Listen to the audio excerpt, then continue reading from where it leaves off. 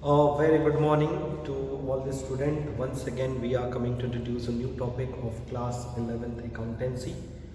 As you know very well, in the last few videos, we already completed the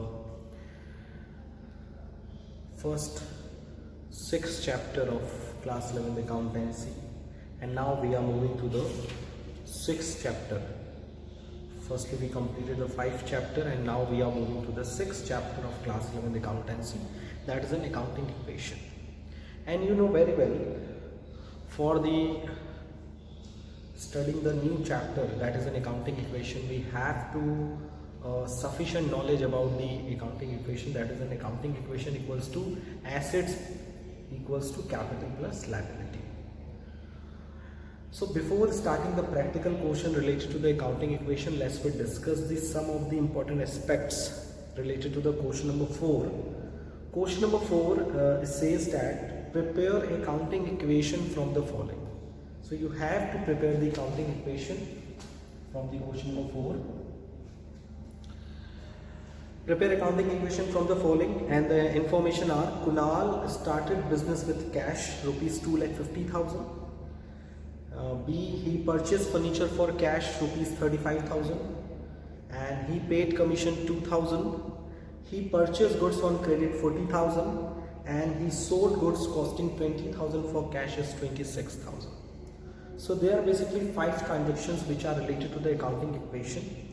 So now let's discuss the impact of each and every transactions on the accounting equations. So first will be a Kunal started business with cash.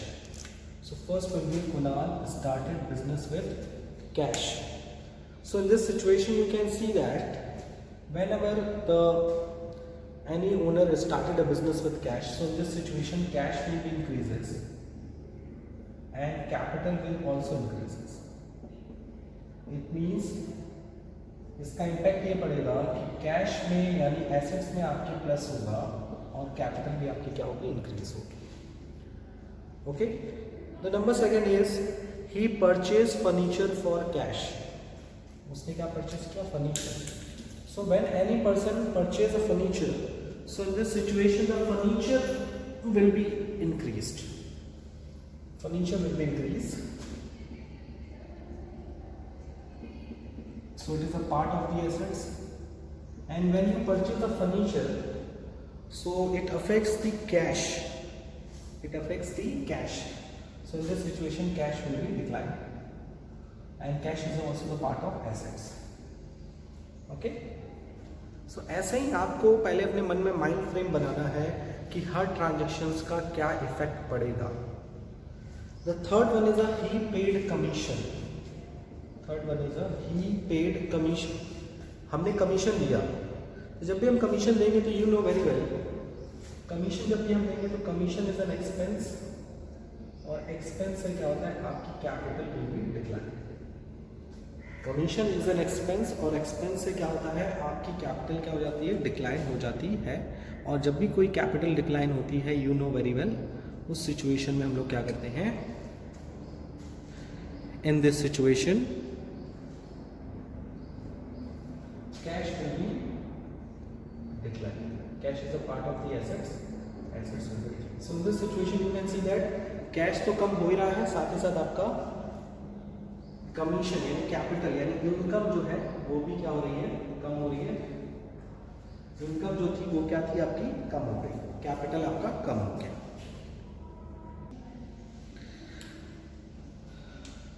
The fourth transactions will be he purchase goods on credit.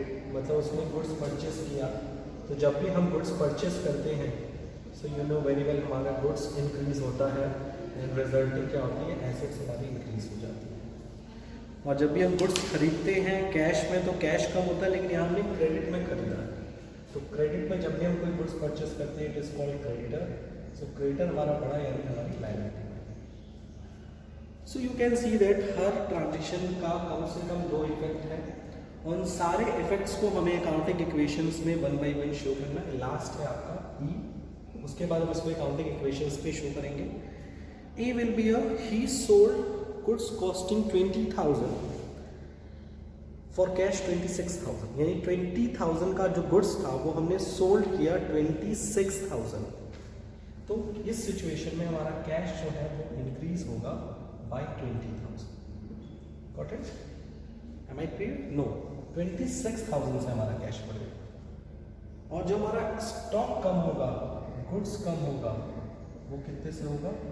20,000, क्योंकि goods की costing तो 20,000 थी और 20,000 का goods से हमें 26,000 मिल रहा है, इसका मतलब हमें प्रॉफिट हो रहा है। और प्रॉफिट को हम लोग क्या करते हैं? कैपिटल में प्लस करते हैं 6,000। ठीक है? So this is our explanation of 5 effect of accounting equation, and now we are moving to the show such effect on the accounting equations. Working जैसे करते थे कल, जैसे मैंने आपको दिखाया था, वैसे ही यहाँ पर करेंगे इसको। सबसे पहले हम लोग फॉरवर्ड बनाएंगे, सीरियल नंबर, पर्टिकुलर्स या जैसे हम लोग ट्रांजेक्शन्स कहते हैं, particulars assets equals to capital plus liabilities. और पूरा ट्रांजेक्शन देखने के बाद आप देखिए तो एसेट्स में कौन कौन से एस्पेक्ट्स आपको दिख रहे हैं? कैश दिख रहा है, कैश के साथ साथ आपको फर्नीचर दिख रहा है और गुड्स दिख रहा है, स्टॉक जिसे हम लोग कहते हैं, और कैपिटल में कुछ भी नहीं है। और लाइबिलिटीज में आपको क्या दिख रहा है? लाइबिलिटीज में हमें शो हो रहा है creditors.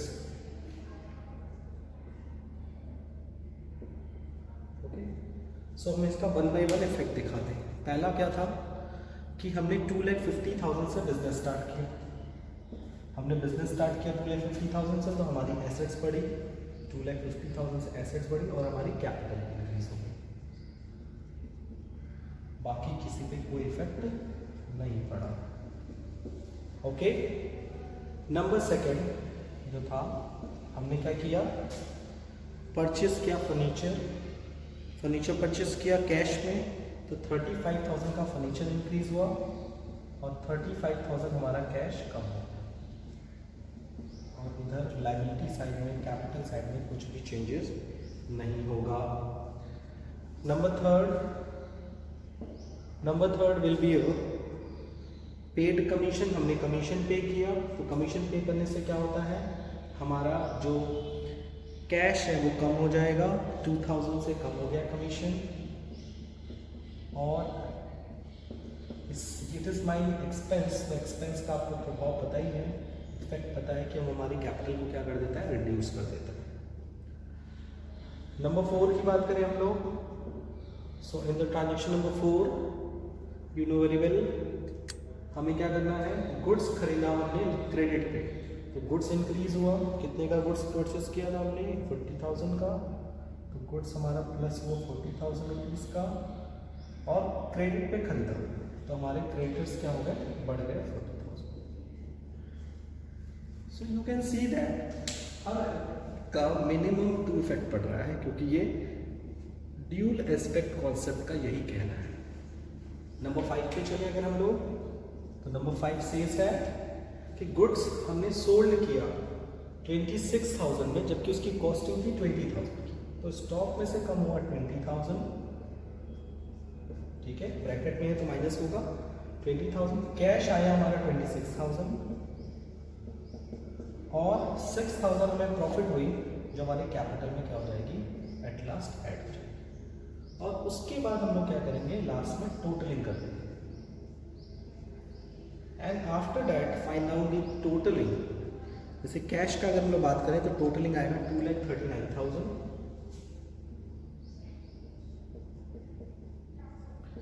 Furniture 35,000, it will B 20,000, stock will be 20,000, capital will be 2,54,000 and creditors will be 40,000.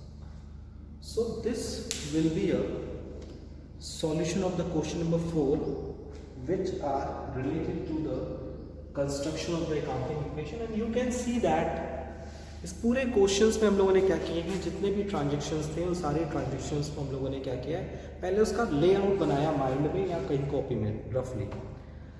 तो जब आप इसका एक सिंपल लेआउट बना लेंगे, कहीं भी रफ वर्क कर लेंगे, तो जब आप उसको अकाउंटिंग इक्वेशन में शो करेंगे तो 100% आपको क्वेश्चन सॉल्व करते वक्त, इसको अकाउंटिंग इक्वेशन में शो करते वक्त आपको कोई प्रॉब्लम नहीं आएगी।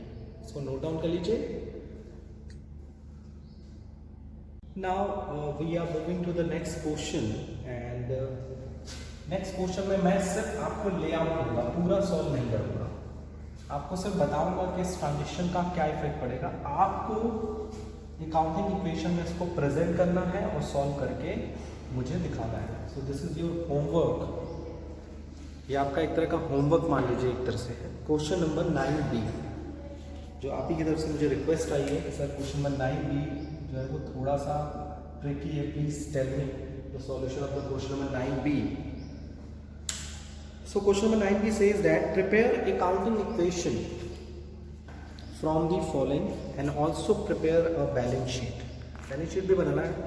पहले तो आपका टास्क है कि आप क्या प्रिपेयर करके दीजिए हमको अकाउंटिंग इक्वेशन, फिर मैं आपको प्रेजेंट करके दूंगा balance sheet. 6 transactions are there। First, Raghu started business with cash 1,50,000। Second, bought goods for cash 80,000 and on credit 40,000। Goods costing 75,000, sold at a profit of 33 1/3%, half the payment received in cash. Goods costing 10,000, sold for 12,000 on credit, paid for rent 2,000 and for salary 4,000. Goods costing 20,000, sold for 18,500 for cash. So हम one by one इसका एक layout आपके सामने present करते हैं, उसके बाद हम लोग नेक्स्ट क्वेश्चन की तरफ। The first transaction will be a Raghu started business with cash। Raghu ने बिजनेस स्टार्ट किया तो इसका इफेक्ट क्या पड़ेगा, कैश में प्लस होगा 1,50,000 एंड कैपिटल में भी क्या होगा, प्लस होगा। कितना वैल्यू प्लस होगा, 1,50,000। Cash is a part of the assets, तो कोई प्रॉब्लम नहीं आने वाली है। सेकंड आपका ट्रांजेक्शन्स है third, fourth, fifth, sixth, total 6 transactions है। सेकंड है bought goods for cash 80,000 and for credit 40,000। तो इसका 3 इफेक्ट पड़ेगा। एक तो आपका गुड्स आपने खरीदा टोटल 80 + 40, टोटल आपने गुड्स कितना करना, 1,20,000। तो गुड्स जो है वो आपने परचेज किया, इसलिए प्लस होगा 1,20,000। कैश में कितना परचेज किया है, कैश में परचेज किया है आपने 80,000, तो कैश में माइनस जाएगा 80,000। और जिससे हम क्रेडिट में गुड्स खरीदते हैं, जिससे भी हम अगर हमने क्रेडिट में गुड्स खरीदा है तो इस सिचुएशन में you know very well when any person purchase the goods from any person and on credit, उधार पे खरीदता है, तो you know very well the person from home goods purchase on credit it will be known as creditor. So it will be increase the liability. So यहाँ पर cash कम हुआ, goods बढ़ा, उसके साथ साथ एक और हमें देखने को मिला है कि हमें क्या करना पड़ा, हमारा जो क्रेडिटर्स है वो क्या हो गया, creditors a part of liability कितने से बढ़ गया, 40। Okay, now the third transaction will be a goods costing 75,000 sold at a profit of 33 1/3%। यानी गुड्स आपने सोल्ड किया कितने का, 75,000। तो इससे आपका जो गुड्स है वो कम हो गया 75,000। गुड्स की वैल्यू क्या हो गई, कम हो गई 75,000 रुपीज़ की, और उसे आपने प्रॉफिट पे बेचा और सिर्फ आधा पैसा आपको मिला है। तो अगर आप खुद सोचिए 75,000 रुपीज़ का गुड्स था, वो आपने 1/3 33.33% का मतलब होता है 1/3 25,000। प्रॉफिट कितना हो गया, 25,000। 75,000 का गुड्स है, 1/3 आपने प्रॉफिट में बेचा, तो प्रॉफिट कितना हो गया, 25। सेल प्राइस कितना हो गया 75 plus 25 equals to 1 lakh. 1 lakh रुपये सेल प्राइस है और वो 1 लाख में आपको सिर्फ कितना मिला 50%। 1 लाख का 50% 50,000, क्योंकि हाफ ही आपको मिला है, हाफ मिलना बाकी है, तो वो किस में आएगा डेटर में। The person to whom goods sold on credit it is known as debtor. Debtor आपके कितने बढ़ गए 50,000। तो गुड्स कम हुआ 75,000, कैश बढ़ा 50,000, डेटर बढ़ा 50,000, और ये जो प्रॉफिट है 25,000 ये किसका पार्ट होता है कैपिटल का। और आपको पता है कि प्रॉफिट को हम लोग क्या करते हैं 15,000 रुपये का प्रॉफिट है इसे हम लोग कैपिटल में ऐड करते हैं। बताइए सिंपल सा फॉर्मूला। नेक्स्ट है आपका 4th point, goods costing 10,000 sold for 12,000 on credit. 10,000 का गुड्स आपने 12,000 में बेच दिया, जाहिर सी बात है गुड्स में से कम होगा 10,000, कितने में बेचा 12,000 में क्रेडिट पे, तो डेटर आपके कितने बढ़ गए 2,000। गुड्स कम हुआ 10,000 से और डेटर बढ़ गया 2,000 से। क्यों? क्योंकि आपने 12,000 में सामान बेचा उधार पे। The person to whom goods sold on credit will be known as debtor. तो डेटर आपके इंक्रीज हो गए कितने से 12,000 में। बाकी आपको जो 2,000 रुपये है वो आपकी क्या है प्रॉफिट है, और प्रॉफिट में लोग क्या करते हैं कैपिटल में add. 5th point, paid rent 2,000 and salary 4,000। आपने रेंट और सैलरी दोनों पे किया है, तो कैश में से माइनस होगा, दोनों मिलाकर 6,000। ठीक है, और दोनों ही आपका एक्सपेंस है, और एक्सपेंस को हम लोग क्या करते हैं कैपिटल में से। मैं सिर्फ आपको थिंकिंग दे रहा हूँ, presentation is totally depend on you. जब आप क्वेश्चन सॉल्व करेंगे, क्वेश्चन बनाएंगे, मतलब जब सॉल्व करेंगे, काउंटिंग इक्वेशन कंस्ट्रक्ट करेंगे, तो ही आपको सारा कुछ करना है, सब कुछ आप ही को करना है। ठीक है, नेक्स्ट है आपका last, goods costing 20,000 sold for 18,500 for cash. आपने कितने में बेचा कैश 18,500। कितने का गुड्स बेचा, गुड्स आपने बेचा 20, यानी 20,000 के गुड्स को आपने 18,500 में बेच दिया, वो भी क्रेडिट पे, सॉरी कैश पे। कैश बढ़ा, गुड्स कम हुआ, और ये आपके लिए क्या है लॉस है, और इससे क्या होगी आपकी कैपिटल कम हो जाएगी 1,500 रुपये, ये आपके लिए क्या है loss.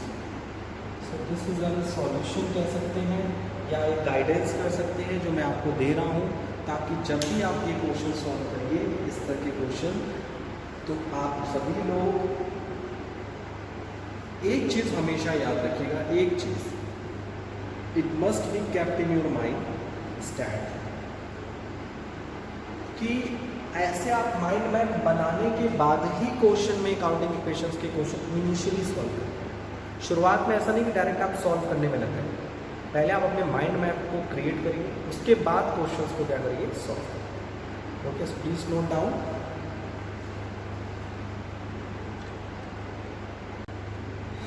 So now let's move to the next type of the question related to the counting equation, and this question is related to the purely related to the your theoretical knowledge जो मैंने आपको कल के classes में provide किया था। वो ये था कि how we will recognise the which type of the items have a debit और क्रेडिट बैलेंस। उसके लिए मैंने आपको वेस्टर्न अप्रोच के बारे में बताया था। वेस्टर्न अप्रोच क्या है? वेस्टर्न अप्रोच ये कहता है कि जब भी कोई एसेट्स की वैल्यू बढ़ती है तो हमें एसेट्स को क्या करना चाहिए डेबिट, एसेट्स की वैल्यू कम होती है तो उसे क्रेडिट, लायबिलिटी की वैल्यू बढ़ती है तो उसे क्रेडिट, घटती है तो डेबिट, कैपिटल की वैल्यू इंक्रीज होती है तो क्रेडिट, डिक्रीज होती है तो debit, income will be increase so it will B credited, expenses will be increased, so it will be a debit. So you can see that ये कुछ rules बनाए गए जिस रूल्स के हेल्प से हम क्या कर सकते हैं, अकाउंटिंग इक्वेशंस हो चाहे वो जनरल एंट्री जो आने वाले चैप्टर्स में पढ़नी है, वो दोनों ही हम क्या कर सकते हैं, ईजिली फाइंड आउट कर सकते हैं, ईजिली हम लोग कंस्ट्रक्ट कर सकते हैं. सो क्वेश्चन नंबर 15 इसी से रिलेटेड है. On which side, question number 15 is also related with this. On which side the increase in the following accounts will be recorded and also mention the nature of account. तो nature of account अभी मैंने आपको discuss कराया नहीं, सिर्फ आपको ये बताना है कि ये जितने भी आइटम्स हैं जैसे फर्नीचर,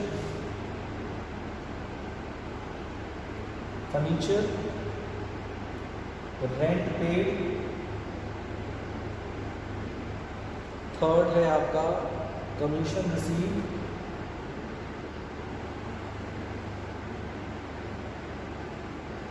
फोर्थ है आपका सैलरी पेड, फिफ्थ है प्रोप्राइटर,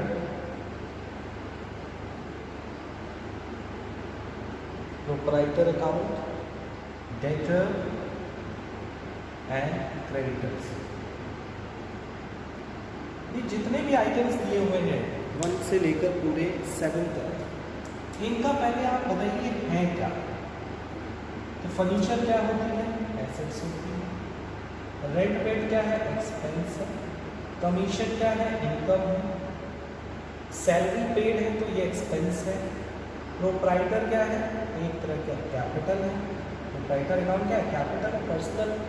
डेटर क्या है, एसेट्स है. और क्रेडिटर क्या है, अभी तक हम लोग ये जानते हैं. अब अगर हम लोग बात करें कि इनका जो इंक्रीजमेंट है वो क्या है, तो यू नो वेरी वेल, अगर एसेट्स बढ़ता है, अगर इट विल बी इंक्रीज तो इसे हम लोग क्या करेंगे, डिक्रीज होगा तो क्या करेंगे, एक्सपेंस इंक्रीज करेगा तो डेबिट करेंगे, डिक्रीज करेगा तो डेबिट. लेकिन इनकम के केस में रूल अपोजिट हो जाते हैं. अगर इनकम इंक्रीज हो रहा है तो उसे हम क्रेडिट करेंगे और डिक्रीज हो रहा है तो उसे हम डेबिट. और एक्सपेंस में तो अभी आपने देखा ही, इंक्रीज होगा तो डेबिट, डिक्रीज होगा तो कैपिटल, इंक्रीज होगा तो क्रेडिट, डिक्रीज होगा तो. एसेट्स सिमिलरली, एसेट्स के बारे में हमने पहले भी डिस्कस किया है, डिक्रीज होगा तो डेबिट. लायबिलिटीज के बारे में हमने डिस्कस किया है कि अगर इंक्रीज होगा तो क्रेडिट, डिक्रीज होगा तो. सो आपको मैं ये कह दूँ कि जिनको मैं ब्लैक से फिल कर रहा हूँ उनका आप नेचर एक जैसा देखें, ठीक है. बाकी जितनी चीज़ें बच गई, कमीशन, प्रोप्राइटर एंड क्रेडिटर्स, इनका आप सेम नेचर देखें. इनका टर्म अलग है, इनके फैक्टर्स अलग हैं, लेकिन इनका रूल लगभग एक दूसरे से सिमिलर है. नोट डाउन कर लीजिए.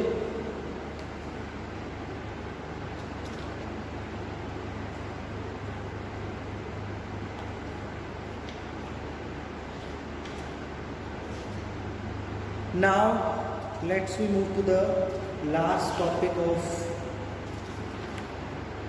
this chapter, that is a T-shape account. T-shape account भी क्या है, थोड़ा सा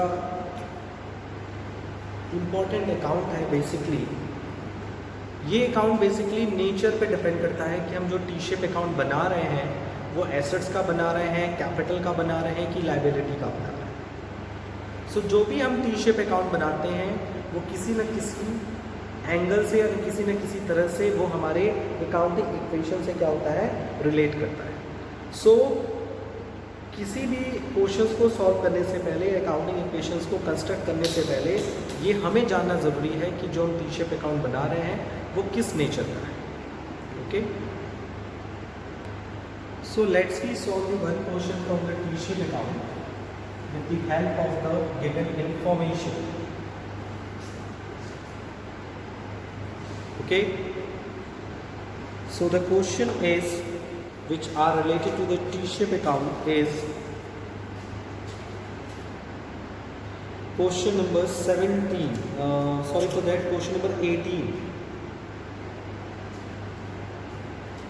Question number 18. T-shape account.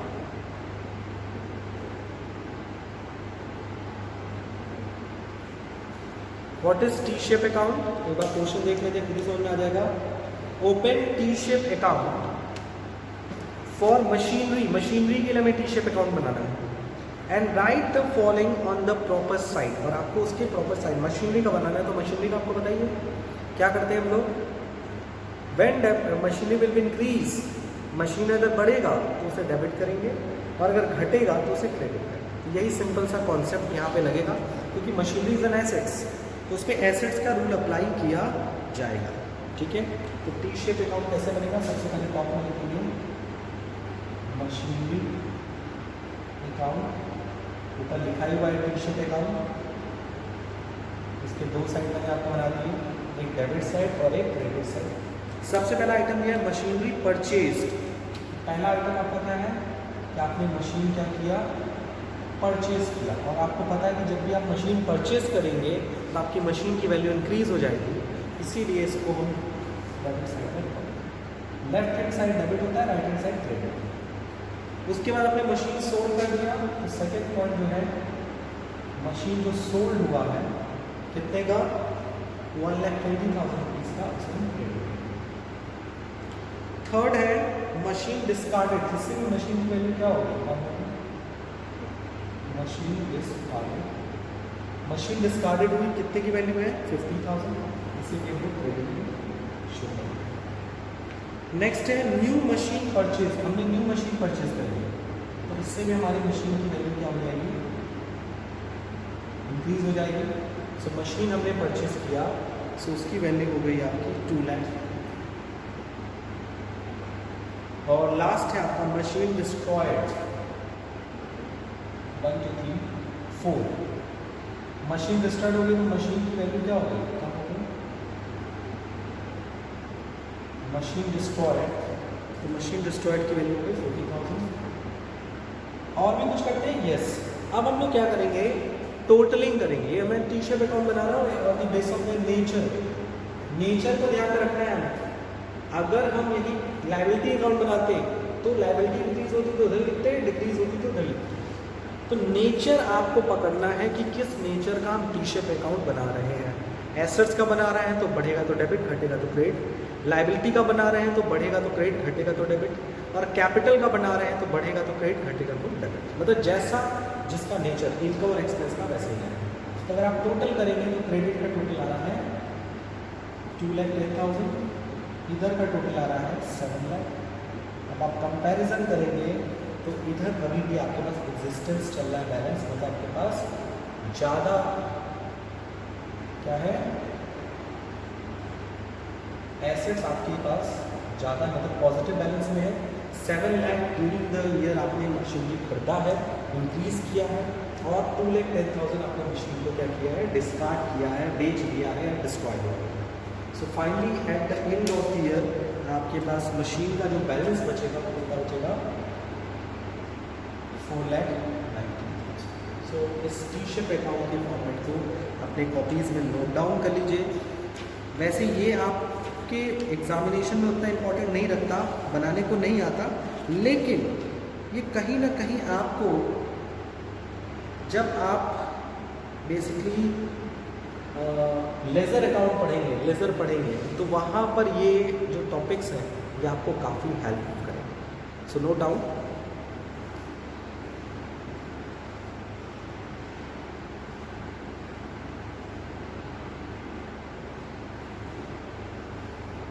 So in today's video we discussed a lots of the important theoretical as well as the practical concept related to the chapter is accounting equation, and you can see that in this chapter we discuss a lots of the things like how we will prepare the accounting equation, before the accounting equation how we will identify कि कौन सा transition कहाँ effect करेगा, और हमने ये भी देखा कि जब मिसलेनियस क्वेश्चंस आ जाएंगे कि इस आइटम्स का अगर इंक्रीज है तो उसको डेबिट करेंगे, क्रेडिट करेंगे, तो according to the western rule जो मैंने आपको बताया है क्लास में भी एज वेल एज वीडियोस में भी, तो आपको वो हेल्प करेगा। Okay, so I hope today we clear all the things very easily. Apart from this, if you have any doubt the suggestion regarding this video, please ask me for online classes as well as in the WhatsApp group.